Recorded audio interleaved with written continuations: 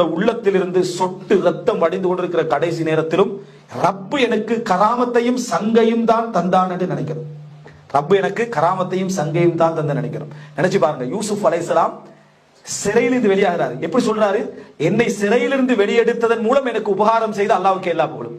சிறையில போட்டதும் அல்லாஹ்வுடைய விதிதானே, அதை சொல்லல. அது தன் பாவங்களோ தன் பலகீனங்களோடு காரணம். அல்லாஹ்வுடைய அதப பாருங்க. அல்லாஹ்வுடைய இப்ராஹிம் அலைஹிஸ்ஸலாம் சொல்றாரு, அவனே எனக்கு உணவளிக்கிறான், அவனே எனக்கு குடிக்க தருகிறான், அவனே என்னை நோய்வாய்ப்பட்டால் குணப்படுத்துகிறான், அவனே என்னை நோய்வாய்ப்பட செய்கிறான்னு சொல்லல. நோய்வாய்ப்பட்டால் அவனை குணப்படுத்துகிறான். ஆனா இந்த சங்கையற்ற வார்த்தைகள் எங்கள்கிட்ட நிறைய பேட்ட வருதா இல்லையா? அல்லாஹ்வுடைய விஷயத்துல சங்கையற்ற, அல்லாஹ் ஏதோ தெரியும் நம்மளே சோதிக்கிறான், இன்ஷா அல்லாஹ் தரும் அப்படின்னா இது குஃப்ரான வார்த்தை. நீங்க அல்லாஹ்வோட கண்ணியத்தை என்ன செய்யல, நினைக்கவே இல்லை. அல்லாஹ் உங்களுக்கு எங்கேயோ வச்சிருப்பான். உங்களோட வார்த்தையால நீங்க எங்கேயோ போயிருவீங்க.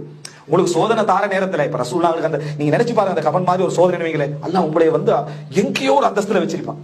நீங்க அதை விளங்காம வார்த்தைகள் என்ன செய்வீங்க? உங்களுக்கு அல்லாஹ் உதவி அவசரப்படுத்திடுவான். ஏன்? உங்களோட ஈமான பாதுகாக்கிறதுக்காக வேண்டி அல்லாஹ் உதவி அவசரப்படுத்திடுவான். இது உங்களுக்கு தேவையா? நீங்க உண்மையான ஈமான் உள்ள அல்லாஹ் எனக்கு உதவி தான், ஆனா ஆஃபியத்தோட நீ எப்ப பொருத்தப்பட நினைக்கிற அப்ப கொண்டு வந்து எனக்கு என்ன செய் சேர்த்து கேட்டு அல்லாஹ்வுடைய மஷீயத்திலே அல்லாஹ்வுடைய அந்த நாட்டத்திலேயே போறோம். இமாம் இப்னு ஜௌஸி ரஹ்மத்துல்லாஹி என்ன சொல்றாங்க? அல்லாஹ் தஆலா எனக்கு கேட்டதை தந்தால் ஒரு திருப்தி, அதை தராது விட்டால் ரெண்டு திருப்தி. தந்தது நான் கேட்டது, தராதது அவன்ட முடிவு, அதனால எனக்கு ரெண்டு திருப்தி என்றார். இந்த மாதிரியான ஒரு ரிதா இருக்கக்கூடிய ஒரு சூழ்நிலை, ஒரு பலம், ஒரு சக்தி எங்களுக்கு வர வேண்டும். இந்த